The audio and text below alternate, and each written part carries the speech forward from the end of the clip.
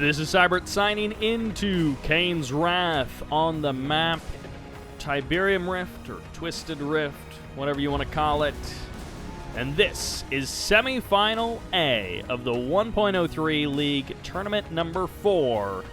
Of course, organized by CGF. A big thanks to him for putting this together. This is a little bit old. This is 1.03, but it's like from November. Anyways, in the top left-hand corner as the red GDI, it's BikeRushOwnz. In the bottom right-hand corner as the green Traveler 59, it's Drive. Drive versus BikeRushOwnz. Traditionally, you have to give this series to BikeRush. But this is 1.03, and if Master Leaf is to be listened to, Scrin has a serious advantage in 1.03. And Master Leaf, generally speaking, knows what he's talking about. So, even though BikeRushOwnz traditionally would be the favorite in this, it could be that GDI versus Traveler 59 may actually end up favoring Drive, but we will have to see. Now, of course, this is a little bit old, which means this is not the most recent version of 1.03, and I'm just behind on replays. I have something like 70 replays to get through in the next however long it takes me, but I've got so many replays on my system, so we're going to just be casting stuff from all over the place. New stuff, old stuff, series, single games. It's just stuff. It's a Christmas season, so it's a time for giving, and I am giving a whole bunch of videos. Great pack-up of that rifleman inside of the APC. He didn't get the mine drop down to bait the descents into the mine drop, but he did get a couple of riflemen into the APCs. BikeRushOwnz is handling this pretty much perfectly. A single descent member got by all of the defenses and is doing a sneaky bit of damage to that power plant. Grabbing the tib spike, sometimes this is about as good of an option as you can really hope for. If the descent rush gets spotted, it's unusual against a player like BikeRush for it to do that crippling amount of damage that we saw it do years ago, or even that amount of damage that it does against lesser players. It just doesn't happen against someone who is as good as BikeRush. So grabbing the tib spike, honestly, is about what you should be expecting. Keeping the descents alive and then swinging them in a little bit later at a different angle or mixing them into your army is also a great option. So Drive, even though that was a big investment, it set him back in terms of timing and economy. He isn't necessarily out of this, and that's not necessarily an unrecoverable kind of distance. Of course, with Twisted Rift, one player expands north and one player expands south. And this is one of those maps where with this kind of pocket 3 bases that you get, you can set up quite a nice defensive area. And, you know, these guys are better at attacking than myself or some of the other players that I play against, but you can really have a hefty defender's advantage on this map. And that's definitely a solid way to end up winning against someone on this map who's better than you, is you're just playing into the defender's advantage as hard as you can. And that is where you get your advantage. Drive manages to sneak most of a harvester full of Tiberium away from this blue field in the center. And he does pay for it a little bit there with some Seeker tanks, with some losses. But he's probably going to be okay with that overall. With that exchange overall.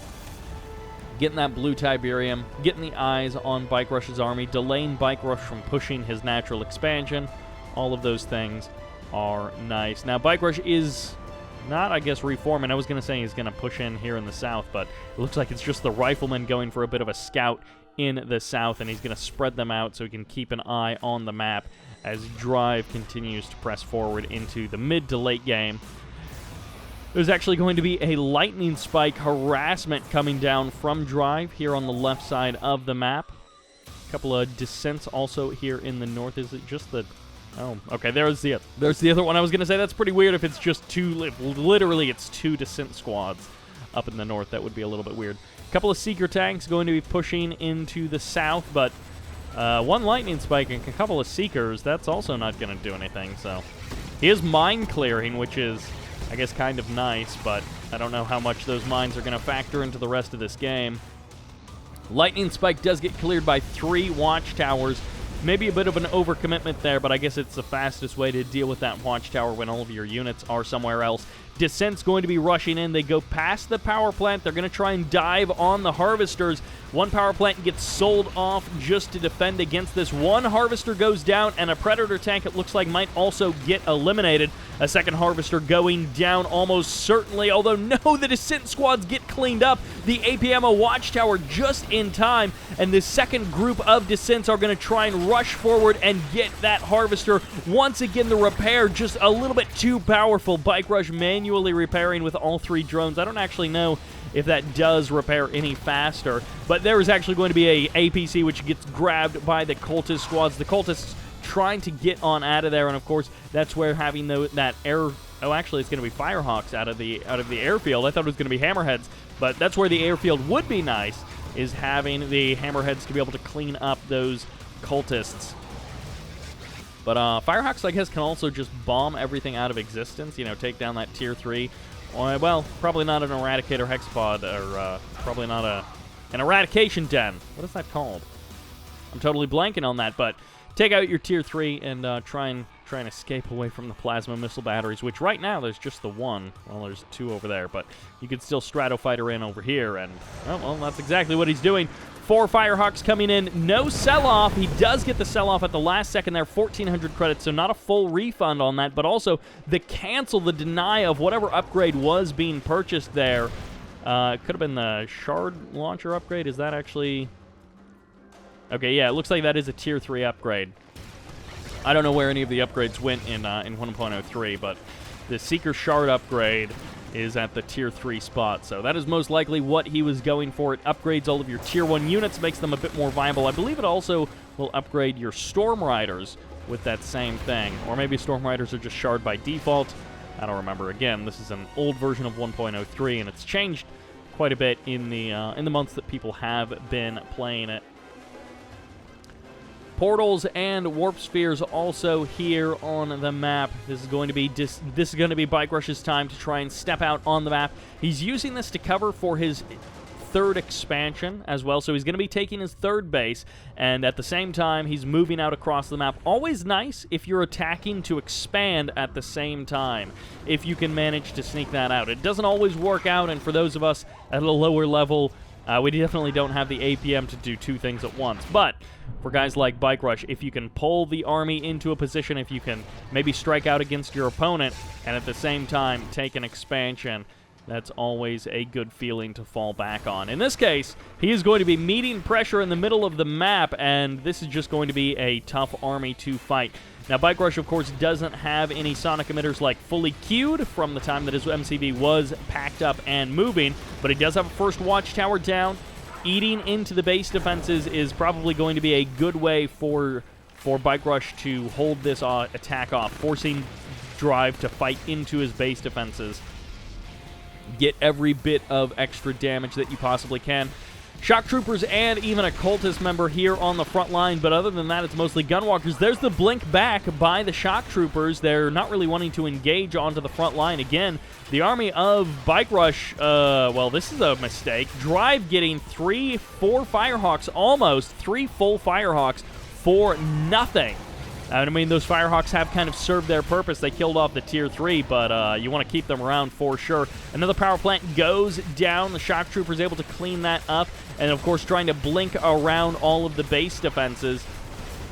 The War Factory also going to be made short work of as Drive descends upon the original main base of BikeRushOwnz, cleans up some infrastructure, and then just gets out of there. Mass APC rocket squads, a couple of Preds in here as well with the railguns, are going to be adding a lot of punch to this army, but this is something you don't see a whole lot. Shock Troopers versus APCs. It looks like the Shock Troopers and the Gunwalkers have the advantage. The numbers just overwhelming for Drive as Bike Rush has nothing to hold on against this massive army which just slaughtered every one of his units. One Harvester, no, a Predator tank was actually trying to sneak back past the army. I'm not sure what kind of a run of a mission he was going on, trying to be a hero, but it is not going to work out for him, and that will do it. Drive with that mostly Tier 1. Actually, I mean, his shock troopers were also a big part of that army, and he had, like, 1 tripod. But a lot of Tier 1 vehicles from Scrim. You get those late-game upgrades, you mix them in with a couple of tripods or a couple of shock troopers, and that is a powerful, powerful force. So Game 1 going to Drive. BikeRushOwnz holding off the Descent Rush early on, but not enough to get him into the late game and power up that GDI force. He was kind of playing from behind army-wise at that last couple of engagements, as he just had unupgraded Tier 1 stuff against a little bit more of a prepared Drive army. That will do it for Game 1. Let's see what happens in Game number 2 of this best of 5, which takes us on to Tournament Dust Bowl. Of course, there is no poker here, so the Tiberium spikes are in the corners of the map. In the north, as the green Traveler 59, it's Drive. In the south, as the red Traveler 59, it's BikeRushOwnz. BikeRushOwnz and Drive both switching over to that Traveler 59, and actually BikeRushOwnz is also going Descent Rush, so it is not a Stasis Chamber Descent Rush. No, it is. Okay, he just placed his Stasis Chamber all the way over there on the opposite side of his portal. So it is going to be Portal Descent Rush on for both players, which, I don't know, in this case, might the correct situation or the correct move actually be to go double portal, to drop a second portal to pump out an insane number of descents and just YOLO? Not YOHO. You only have one opportunity to all in this series. That's what YOHO means. To just all in with descents, maybe that's actually the correct choice, is if your opponent is going 1 portal Descent Rush, you go 2 portal Descent Rush. We'll get Master Leaf on that one to crunch the numbers and figure out in this old version of 1.03 what the optimal solution is. Is this buzzer? No, the buzzer does not catch the descents. If the buzzer can get on top of the descents, you can do some nice damage, but at range, the descents in these numbers will deal with the buzzer relatively easily. Drive drops down the buzzer hive, and of course BikeRushOwnz is going to be doing that exact same thing here on the southern part of the map. And it looks like neither one of these players will necessarily get big damage done. Well, never mind. BikeRushOwnz is somehow actually able to kill off. Yeah, so I think he accidentally force attacked that Tiberium patch, because that's really weird that that buzzer hive did not kill off those descents. I guess that's like a lucky break for BikeRush. I'm not sure what that was. But, yeah, Drive was attacking a descent patch. Nope, he was attacking a Tiberium patch with his buzzers instead of the descents.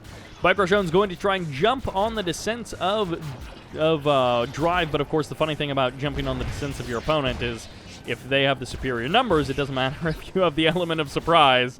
They just have the better numbers. In this case, BikeRush's units are actually all joined up together, and it's going to be a much closer fight.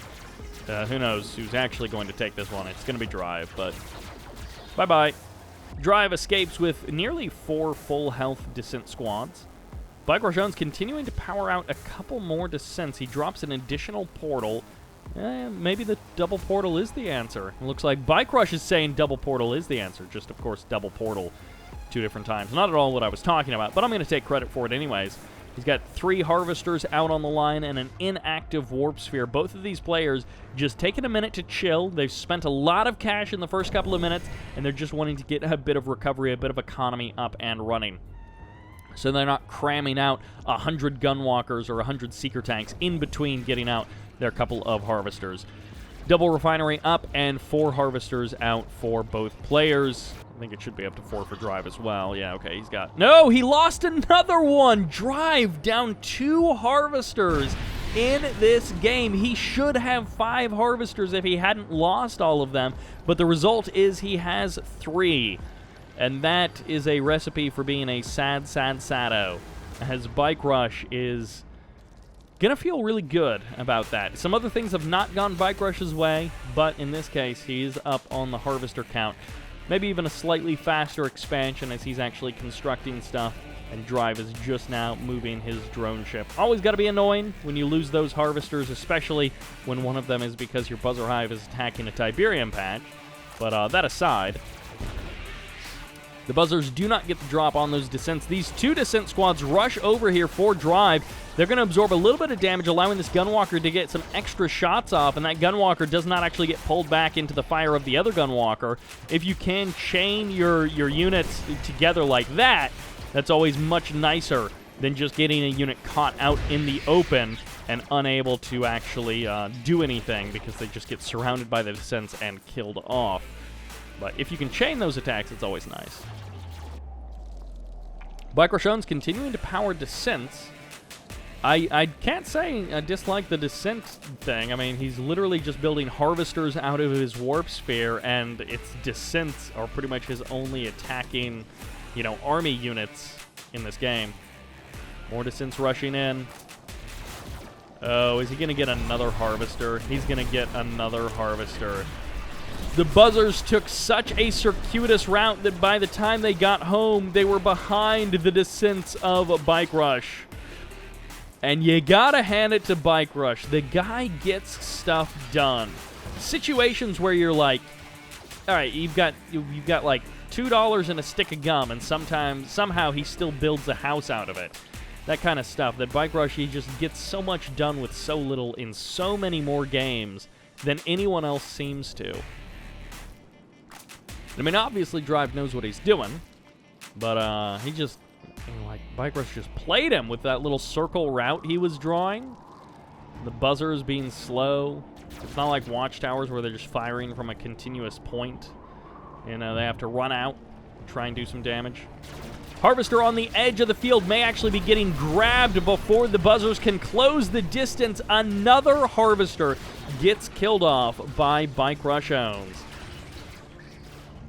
And Drive, he's trying to kill the tip spike. He's going to get it down almost to half health, but he's not actually going to get the kill. He's going to trade out 4, maybe 5 descent squads for nothing. He's going to get almost no value for them. And this is one of those things where, like, Bike Rush, you look at Bike Rush and the way he plays, and sometimes it doesn't look that different.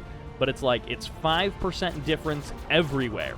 And that 5% difference everywhere makes up to a big difference overall.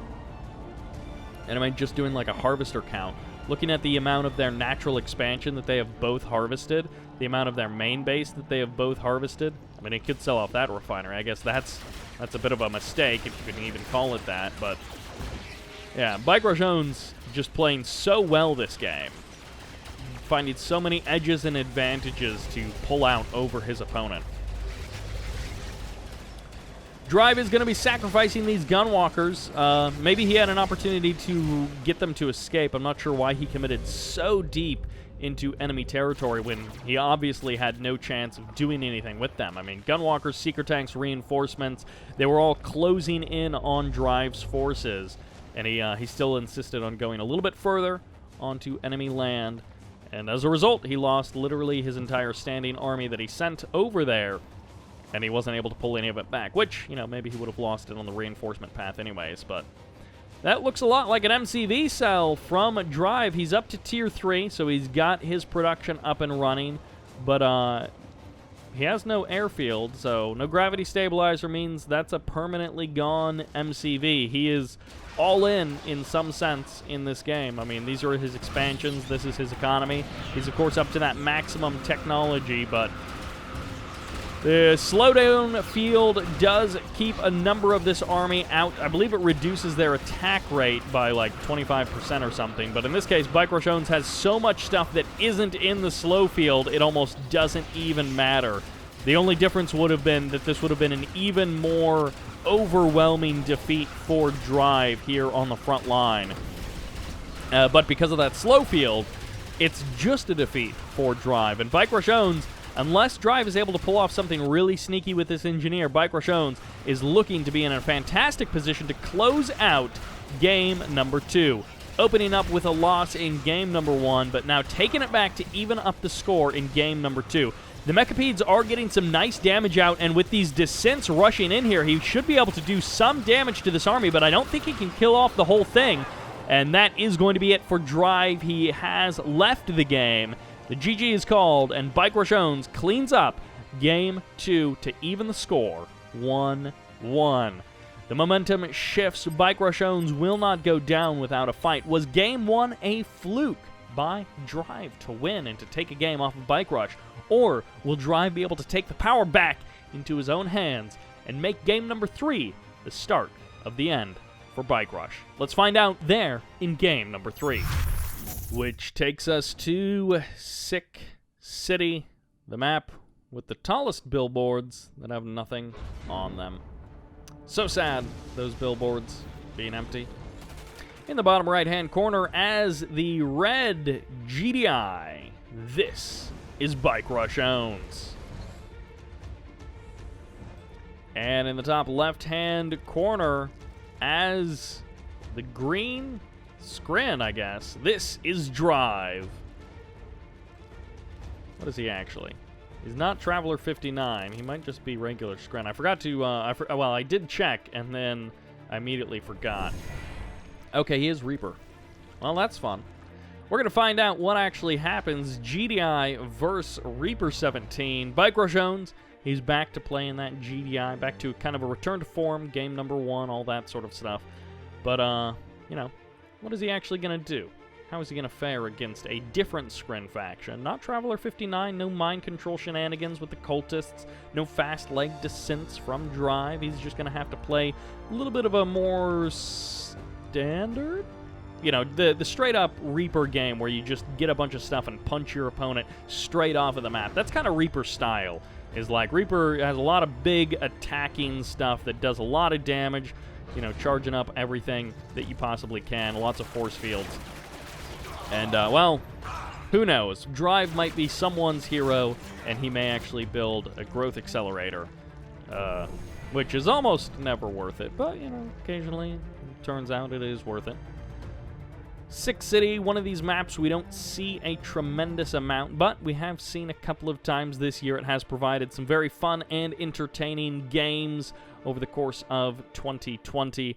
But I don't know that I've seen any long games on it. The design of the map and kind of the way that it works is, I think, much more trends towards shorter games, action-packed through the middle, maybe even just base pushes, as the drive distance is quite short between the two main bases. And I mean, really, with the high ground expansions here and here, that drive distance gets even closer.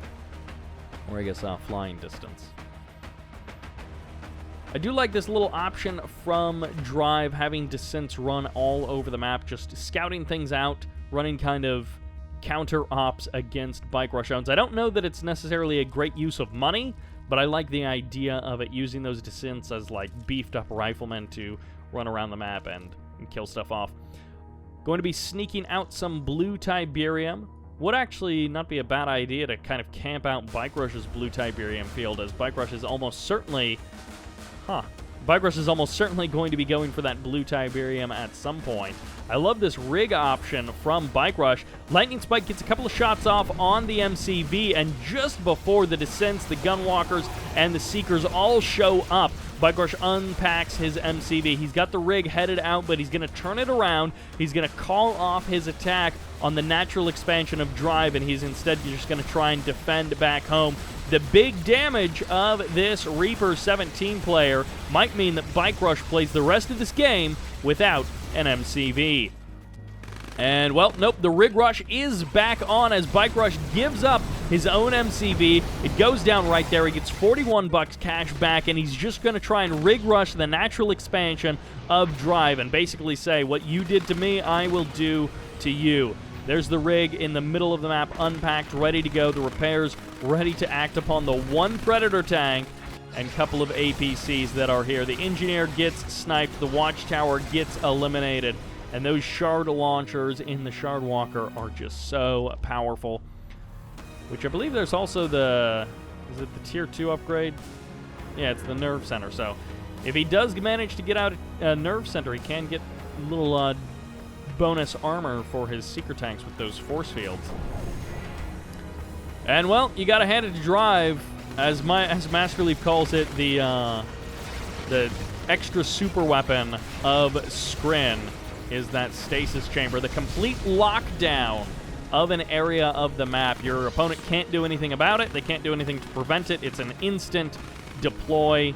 You can't even really, like, phase to escape it. Like, with the Rift Generator, you can at least phase your army if you're one of the Scrin factions, and you can negate the Rift Generator. But this just cuts out a section of your army, which is, of course, why Bike Rush, or Master Leaf calls it the, like, second super weapon of Scrin. Or maybe the third super weapon, and the second super weapon is something else.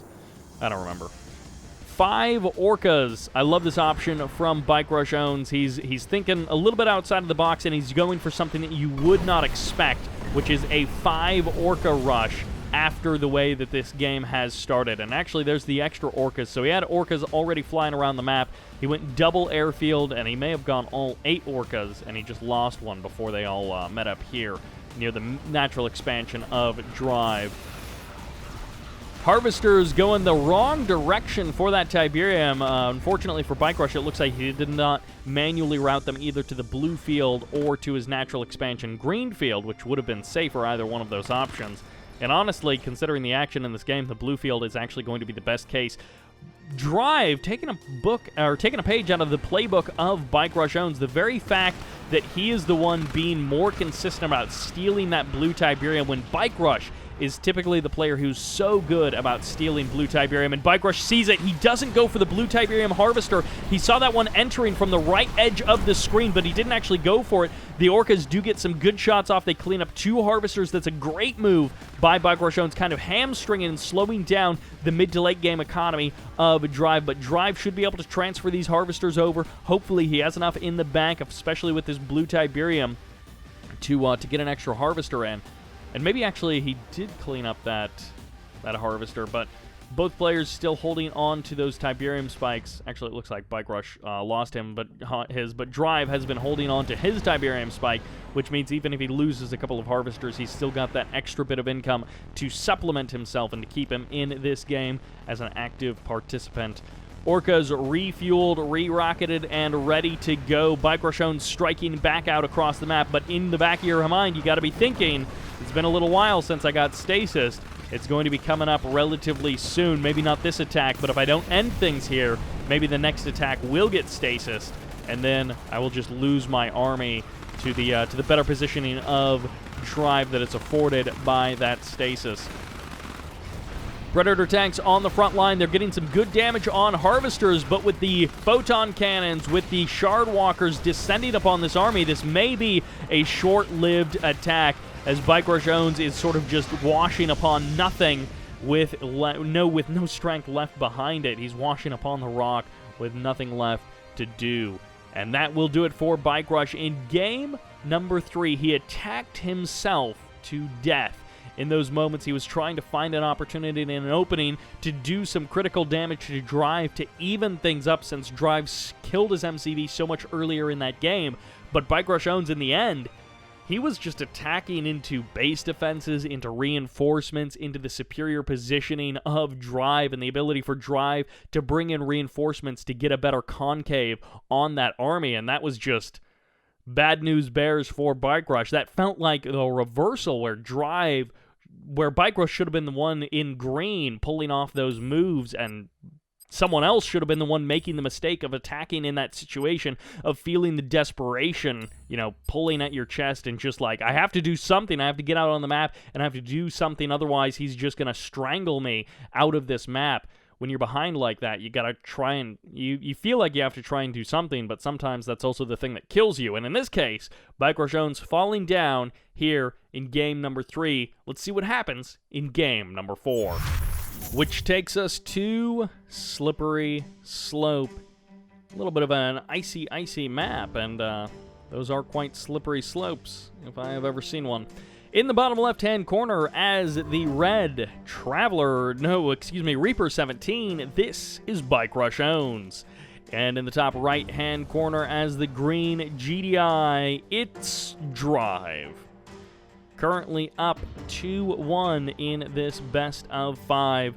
He needs to close it out, but they've reversed factions, which is kind of funny because, of course, BikeRushOwnz just lost against Reaper 17.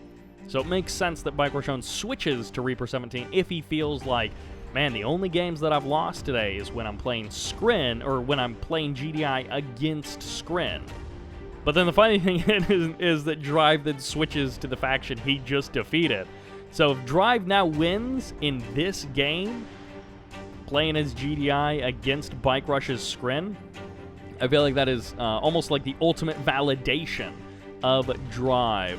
This map definitely feeling a lot more like a weird, like a very limited 4-player map, because there's only, 2 fields per player when it's 1v1, and the design of it almost looks like it's a limited income 4-player FFA style map. There's the 1 EMP control center there. I guess you do have the 2 tib spikes there, which definitely is actually designed for 1v1, but the other aspects of the map definitely make it look much more like a 4-player FFA map, just with very low money.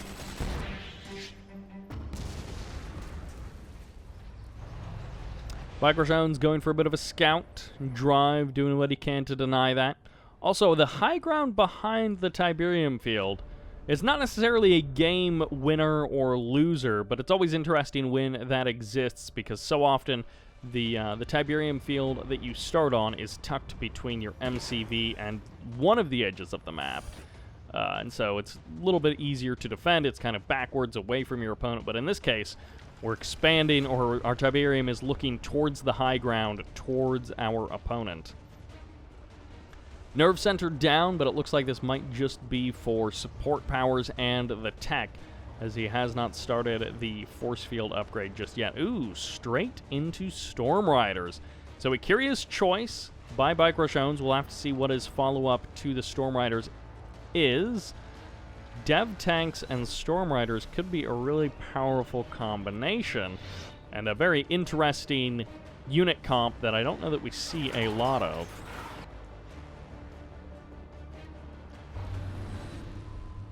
So it is a... Okay, so it's a Tier 3 Shard... Oh no, it's the Blue Shard upgrade.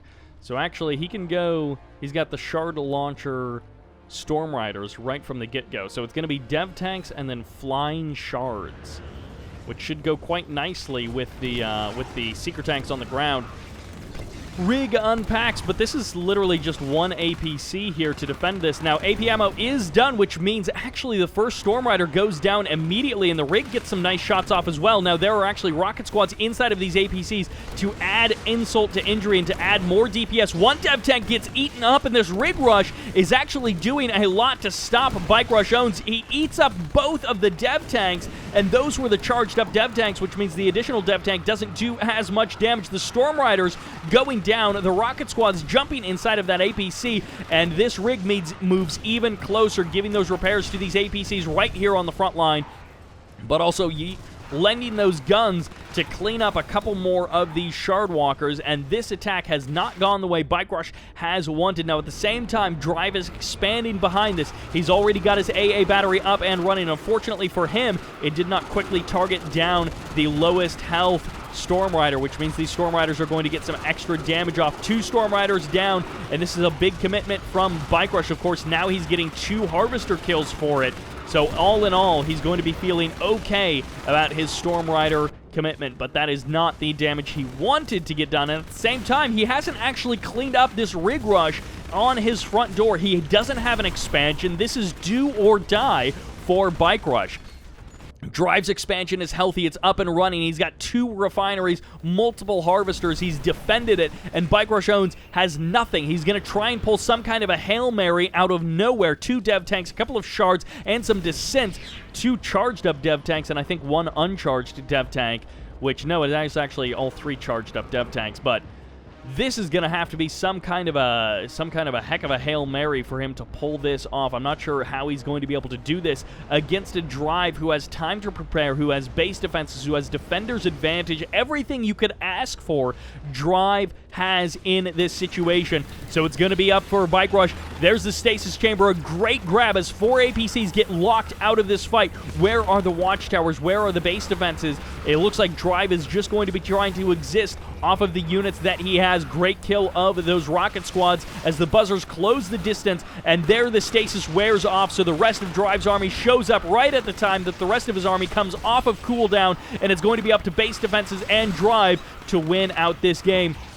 Dev Tank's getting targeted down very nicely by Drive. He's cleaned up almost all of the Dev Tank, which means it's just down to the Shard Walkers, and he is the one with the expansion. He is the one with the safe position. BikeRushOwnz is fighting for his life, but it's into AP ammo, APCs, and Watchtowers, and one by one, the Shard Walkers go down. A heroic APC on the front lines as BikeRush has been defeated by Drive 3-1. Here in Tournament 4 of the 1.03 League, and you gotta hand it to Drive, switching to GDI here in game number 4 in the match point, and he does it against BikeRush. He forces BikeRush's hand into a bad attack that BikeRush never wanted to pull off because his expansion got shut down, and Drive just wrecked him. That was a great performance by Drive. A couple of shorter games on the second half of this series, but that will do it for this series. Big congratulations to Drive stepping into the finals, and we are going to check out Semifinal B to find out who is going to meet him there in the finals. Thank you all very much for watching. I hope you enjoyed this series, and this is Sybert signing out.